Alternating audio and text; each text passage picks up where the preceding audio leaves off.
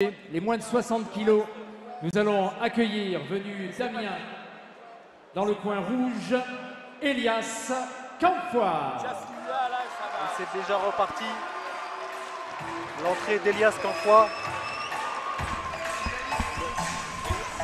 Vous allez voir le Milou. Champion de France junior 2018 et 2019. Champion de France élite en 2020. Champion de France élite en 2022. 34 combats, 32 victoires, 2 défaites. Un régal. Et on est de retour au stade Pierre-Coubertin après cette courte entracte et ce show de Boxing Girls qu'on a pu apprécier. Donc on revient avec un combat chez les moins de 60 kilos, Tony, entre Elias Camfoy, que tu connais bien d'ailleurs, tu vas nous en parler, opposé pardon, à Ahmed Ferradji. Tout à fait, alors ça va être encore une super belle opposition. Elias qui issu d'une famille de boxeurs dont on peut apercevoir son papa sur le ring, Ali Camfoy, qui a fait les belles années de la salade boxe française. Il y a aussi son oncle Rachid Camfoy qui a fait une carrière exceptionnelle en boxe anglaise. Tout à fait, très bon boxeur, oui. Et donc voilà, c'est bien tout est dit. On sait que voilà, ils ont la boxe dans le sang, dans la peau. C'est une affaire de famille. Tout à fait.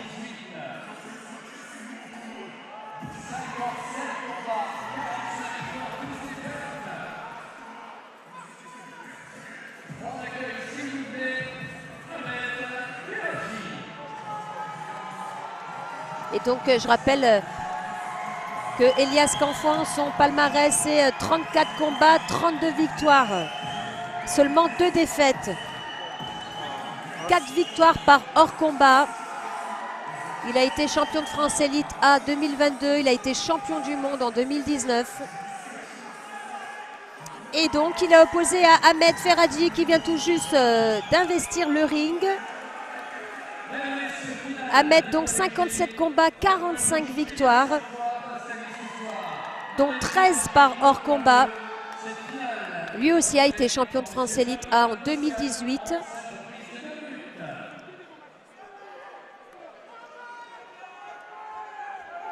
Donc il officie, il est membre du club, le Apollo Sporting Club, Ahmed. Et lui aussi il signe ce soir un comeback en boxe française savate, puisqu'il évolue également en kickboxing, en K1, et c'est son grand retour en savate. Tout à fait, c'est deux retours, et donc voilà, c'est que ce soit Ahmed, il a un boxeur vraiment de grande expérience qui sait, voilà, qui a boxé au plus haut niveau déjà. Elias qui a aussi pas mal de combats à son actif. Ça promet d'être une super rencontre.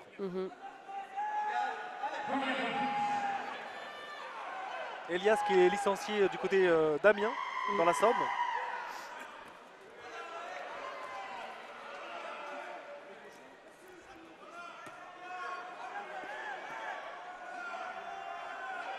On voit que ça démarre tout de suite fort. Et oui, hein, 2 tireurs expérimentés. Et Ahmed qui avait d'ailleurs fait une finale nationale élite A en 2017 face à un très bon tireur, un excellent tireur même, Yanis Gousseff. Tout à fait. C'était un super boxeur aussi.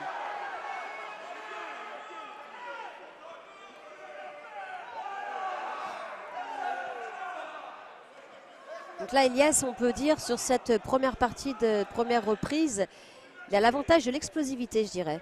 Ouais, il frappe fort, ouais. Il frappe fort un peu. C'est un peu les qualités de son papa aussi. On voit que il est vraiment à peu près les mêmes qualités. Voilà, le même morphotype en plus. Voilà, c'est une bonne boxe anglaise.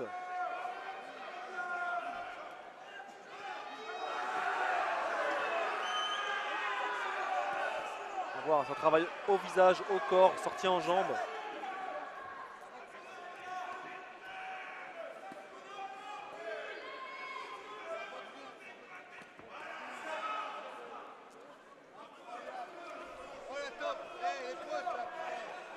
Elias qui est champion de France élite en titre. Hein. Oui, tout à fait. Il a gagné sa finale nationale l'année dernière à Boulogne-sur-Mer. Donc là maintenant, bah, il va avoir à cœur de conserver son titre et d'aller chercher derrière la grosse couronne à l'international. C'est ça. Face à Ahmed qui, lui, va avoir à cœur de signer un comeback. Tout à fait. Qui fait un peu le show là. On voit qu'il baisse les mains, il provoque. Il provoque, c'est ça.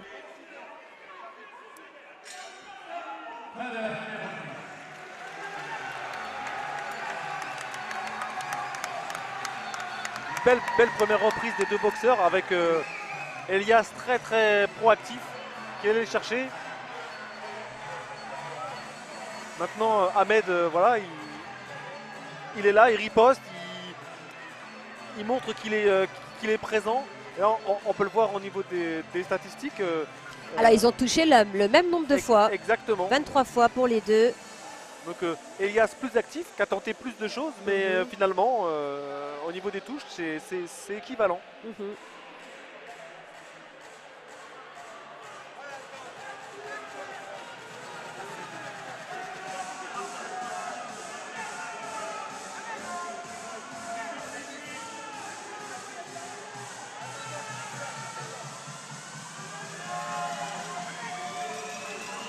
Benjamin Benmoya là, dans le coin d'Ahmed Ferradji.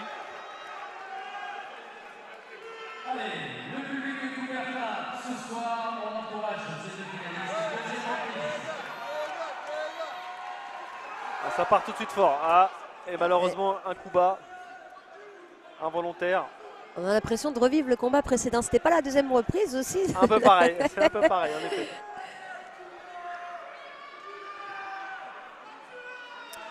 Bon, Elias qui encaisse, ça reprend tout de suite.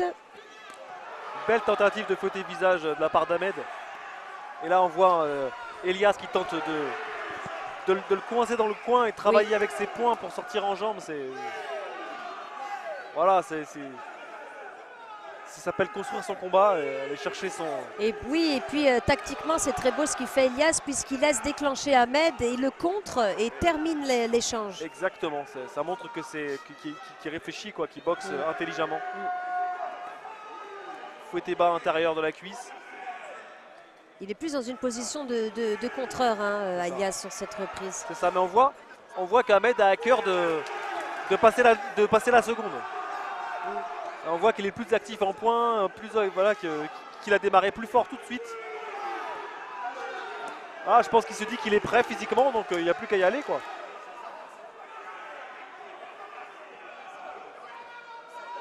Accélère parfois.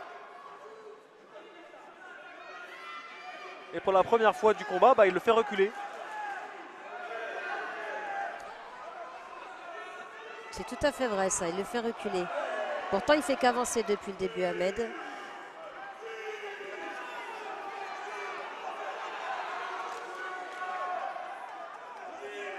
Ah, il est là, il est très très actif. On voit que Elias laisse passer l'orage, il boxe intelligemment, il a une bonne garde hermétique. Et là on voit qu'il remet la marche avant.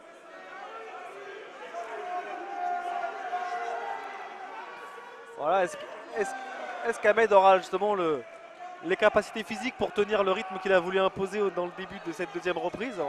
On va voir. Oui, parce que là, effectivement, Elias, de par son intelligence, a neutralisé un peu la fougue d'Ahmed.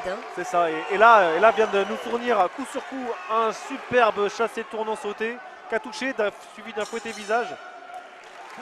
Très belle accélération, d'Elias, qui permet de marquer l'esprit des juges. C'est ça, exactement. Dans cette fin de deuxième reprise. Et parfois c'est bête, mais il n'en faut pas plus. Alors tu sais, moi, il y a un entraîneur qui m'avait dit, il faut être stratégique. Il faut accélérer 3 fois dans un round. Au début, au milieu, à la fin. C'est pas une mauvaise science. C'est pas une mauvaise stratégie.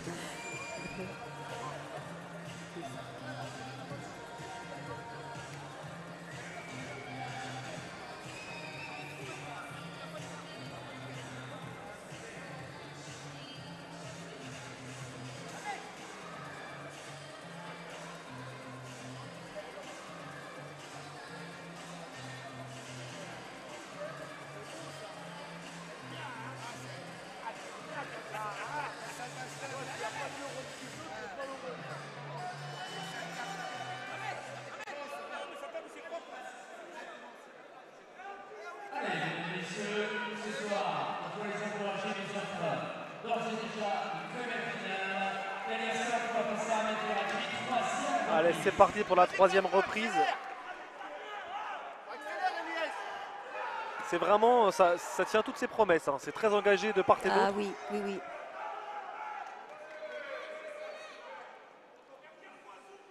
Avec une envie phénoménale de la part d'Ahmed et une construction de combat d'Elias qui est très intelligente. C'est ça. Même si là, Ahmed vient de faire 2 coups sur coup, là, travailler très fort avec son fouetté jambe arrière au niveau de la cuisse d'Elias, qui on voit que ça meurtrit petit à petit les appuis d'Elias. Vraiment très bien cette phase de combat pour Ahmed là, qui travaille hein, comme Ahmed qui propose aussi une belle technique, hein, des Ouais. beaux gestes. tout à fait bah, une belle construction en point pour sortir avec son fouetté bas de la jambe arrière. Alors malheureusement, Ahmed qui vient de bloquer un coup, hein, et comme tu l'avais précisé lors d'un précédent combat, les blocages sont interdits. C'est ça, tout à fait. Et là, mais là j'ai l'impression que l'arbitre souhaite sanctionner Elias pour des coups balancés, j'ai l'impression. D'accord. Et du coup, ça a été prononcé. Même si toutes les juges n'étaient pas forcément d'accord. D'accord, c'est donc un avertissement pour Elias. C'est ça, pour des coups balancés. Ce que lui reprochait un peu depuis le début l'arbitre plusieurs fois.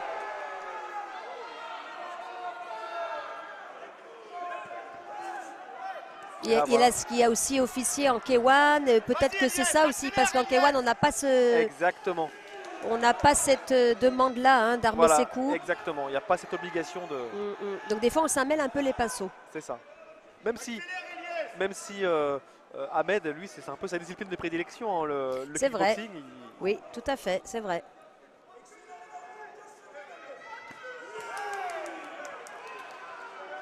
Et là, on voit qu'il boxe, qu'il fait le show, il boxe avec les mains basses.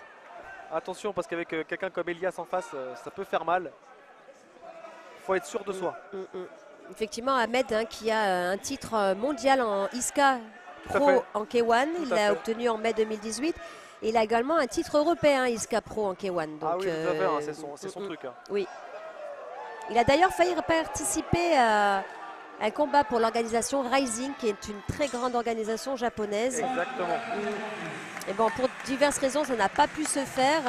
Mais bon, le fait déjà que le Rising ait pensé à lui, il l'ait appelé, ça reflète aussi son niveau, parce que c'est Exactement. une organisation de très haut niveau. hein.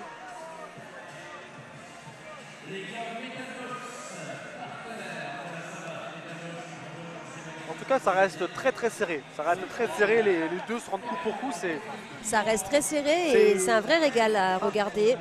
un coup, on a l'impression qu'Ahmed commence à prendre un peu le dessus, mais Elias revient et là, on voit que ça, tout de suite, ça rebascule. Donc non, ça reste très engagé des deux côtés.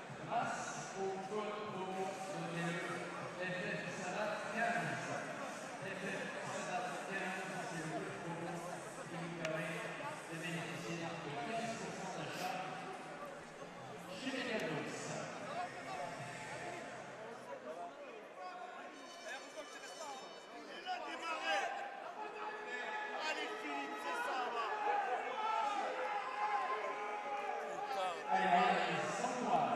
Quatrième reprise de cette finale des poids légers.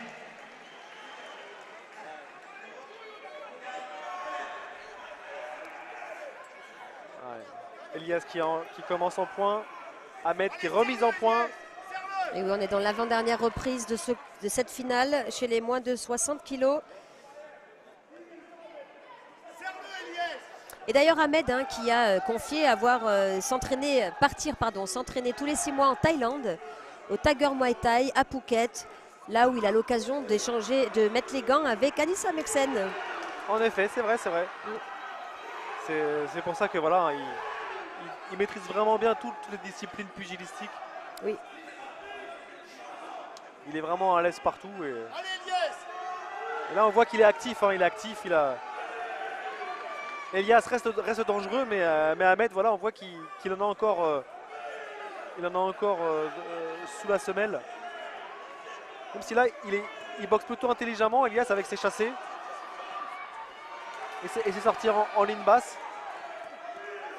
Et là, le travail de sape qui reprend de la part d'Ahmed avec des larges crochets, suivi de larges fouettés en ligne basse. qui bien sûr sape les appuis au fur et à mesure du combat.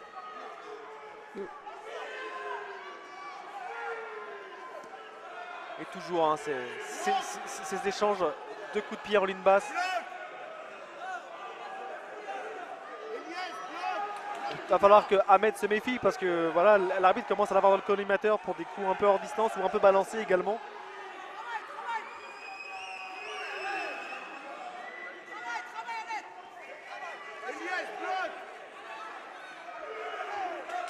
Et là, ça y est, l'avertissement va être demandé pour des coups hors distance.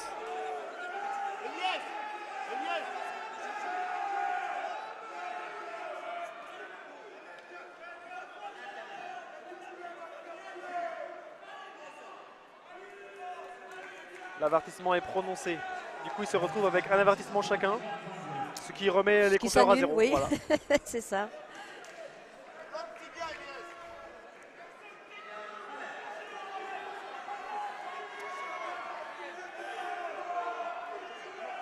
Et c'est reparti sur des chapeaux de roue dans cette reprise. Et on entend le public, hein, le public est... Et omniprésent, en effet.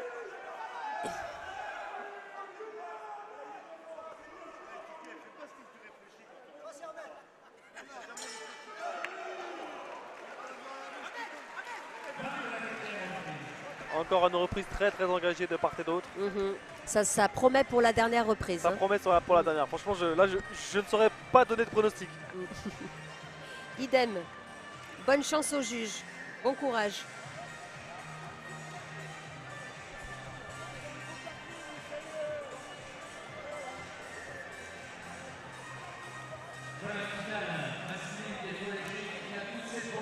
Ah, les statistiques sont assez serrées aussi. Hein. Ahmed un peu plus puissant, mais pas nécessairement plus.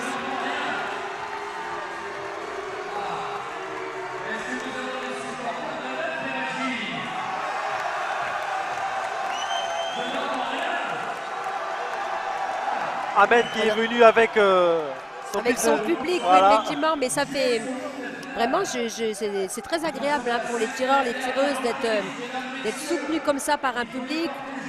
C'est super que de voir le stade de Pierre de Coubertin rempli comme ça.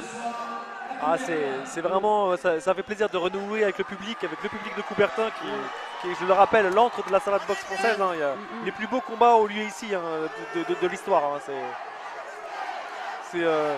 Moi je venais ici quand j'étais plus jeune, mes yeux brillaient quand je voyais les Franck Mézache, Fred Belloni. Franck Mézache, oui.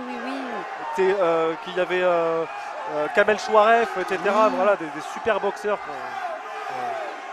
La grande époque de la savate. La grande époque de la savate. Hein. Même s'il y en a eu. Enfin, l'époque de la savate est une large, vraiment très large époque parce qu'il y a toujours eu des très très grands boxeurs, même avant. Bien sûr.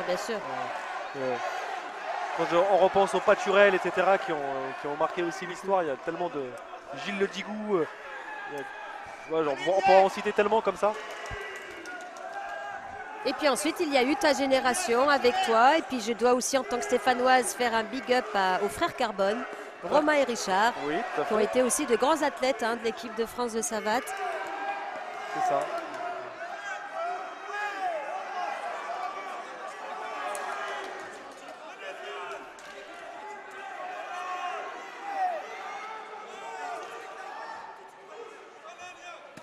Wow. Oui, c'est beau, hein. Tentative d'hélicoptère. Oui.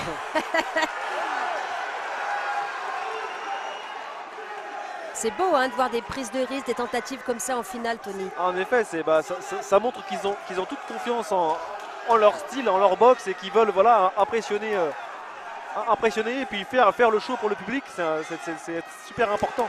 Et là, on voit ce chassé tournant qui a touché et qui a ébranlé Ahmed. Donc, c'est pas pour rien.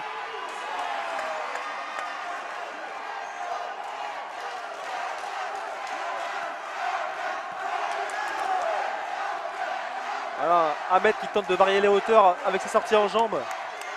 Elias ne s'est pas laissé avoir. Heureusement, il avait les mains bien hautes. Oui.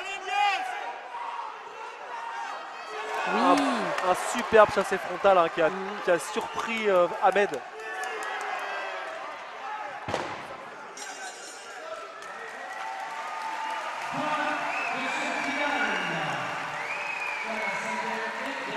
Waouh, et quelle finale! Superbe combat.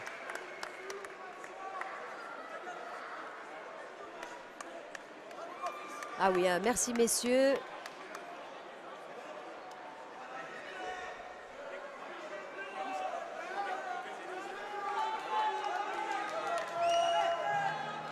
Et encore une fois, hein, une très bonne condition physique hein, des deux tireurs.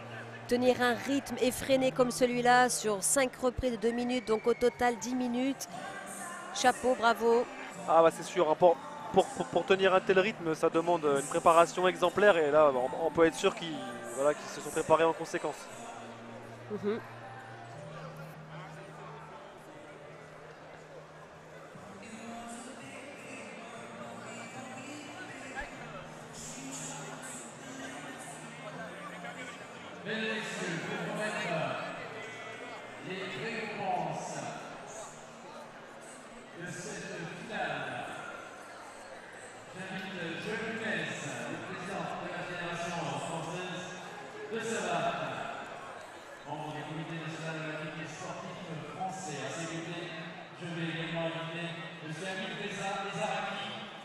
Président de la Confédération asiatique et président de la Fédération iranienne de savate.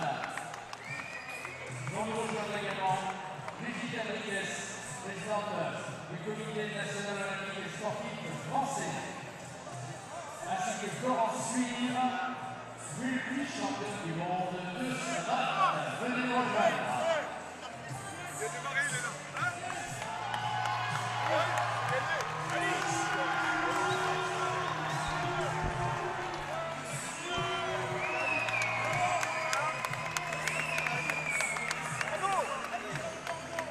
Bravo, un beau fair play hein, de la part des deux, d'Ahmed et de Elias.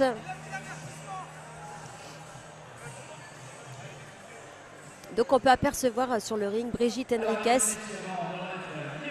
présidente, directrice du CNOSF, présidente. Présidente. Parce que sur mes notes, voilà, c'est ce qu'on peut voir.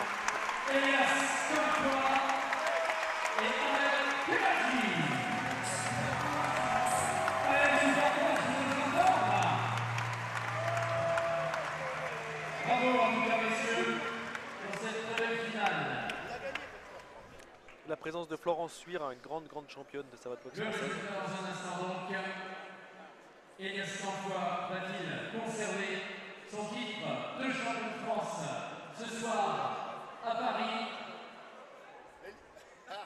Nous allons inviter les deux tireurs au centre de l'enceinte pour proclamer Va-t-il conserver son titre, le papa d'Elias? Normalement, oui. champion de France 2023.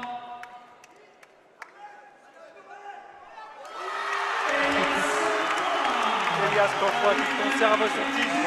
Et donc c'est une très belle victoire hein, d'Elias Canfois. Vraiment, chapeau messieurs. Un combat de haute intensité. Très Sur le rythme, sur la technique. Il l'emporte face à un très bon boxeur, un très bon tireur en la personne d'Ahmed Ferhadji. Ça c'est sûr. Ils nous ont régalé.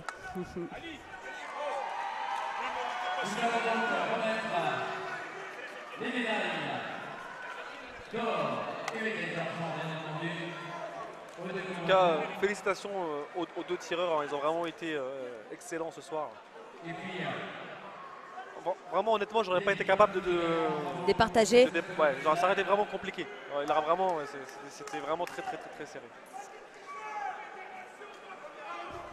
messieurs, je vous invite à vous tourner vers un petit micro pour la photo.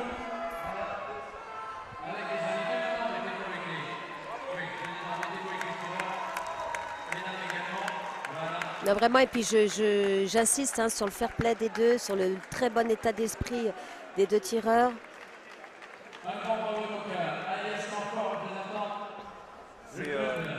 C'est, je pense, essentiel hein, dans le sport. Le fair play, le bon esprit, ça participe aussi aux lettres de noblesse de la discipline. C'est un sport de combat, mais à côté de ça, on conserve des valeurs Bien sûr, de très belles valeurs véhiculées par ce sport, par les sports de combat en général.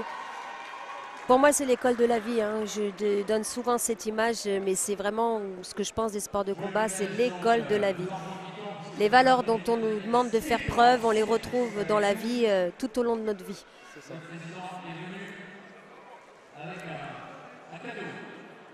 Donc le papa et l'oncle... Et à côté, c'est Ahmed Miloudi, entraîneur à voilà. d'Amiens. Son coach à Amiens. Pareil, un grand monsieur de la savate boxe française.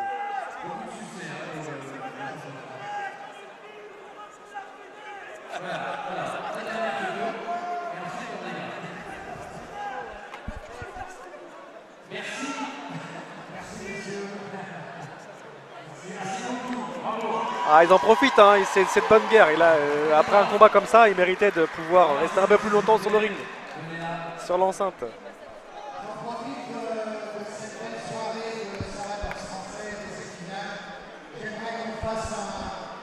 Un grand bravo et remercier notre présidente du Comité national olympique sportif français d'être présente avec nous, Madame Henriquez Brigitte. On peut l'applaudir très fort, s'il vous plaît.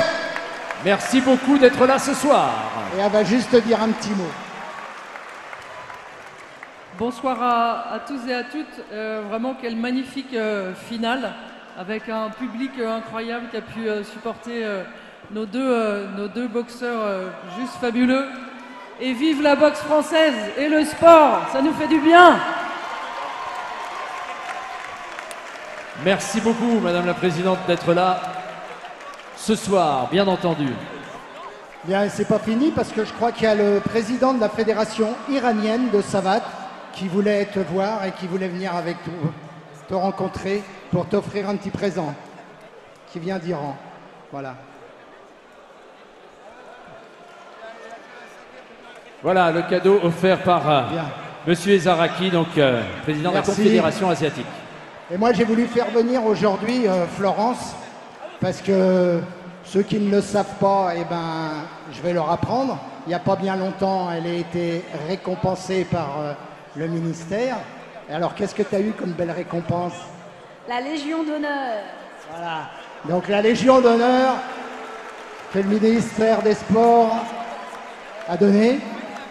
Et puis, il y a des médailles qui sont données uniquement par le président, choisit les personnes. C'est la médaille présidentielle. Et ça, aujourd'hui, 1er avril 2023, eh ben, Florence, je te remets la médaille de la fédération, la médaille du président. Voilà, la médaille fédérale remise par le président Joël Dumez à Florence Suire. Un grand bravo. Ça fait plein de médailles, hein. La médaille de la fédération. Voilà. Elle est belle, elle est magnifique. Tout son Tiens, engagement. regardez, montrez-la discipline à la caméra. Là. Française depuis de nombreuses Voilà, années. voilà une belle médaille. En tant qu'athlète, puis ensuite, bien sûr, tout ce qu'elle a fait, tout ce qu'elle a fait. On fait la photo. Que dirigeant Voilà. officiel, etc. Regardez par là. Membre La très, photo très actif officielle. du développement de la savate boxe française. Donc, Et on va une récompense remercier amplement méritée. évidemment, Exactement. comme il se doit, Madame Henriquez, présidente hommage à cette du grande- Comité national cette olympique grande et dame. sportif, de nous avoir rendu visite ce soir, ainsi que Florence Suire. Bravo, mesdames. Merci beaucoup.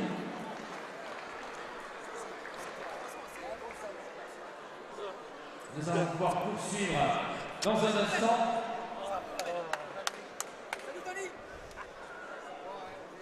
Avec une nouvelle finale féminine cette fois-ci.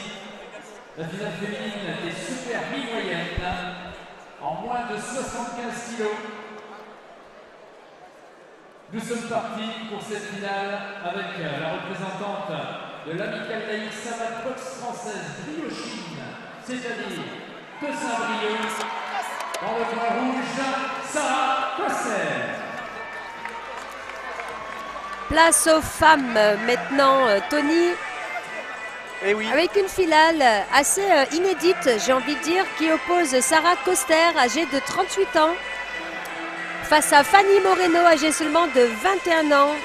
exactement, une sacrée différence d'âge. Choc des générations. Exactement.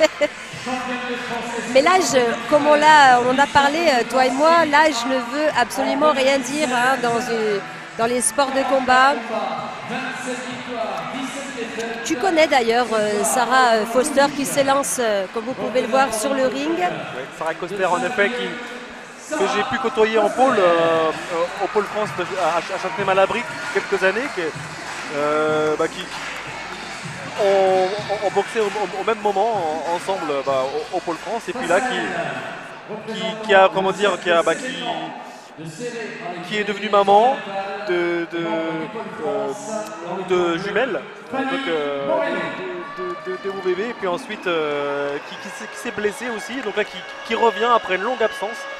Effectivement, la dernière fois qu'elle a boxé, c'était en 2016, donc il y a presque 7 ans maintenant, enfin il y a 7 ans même. Le temps passe vite, elle a été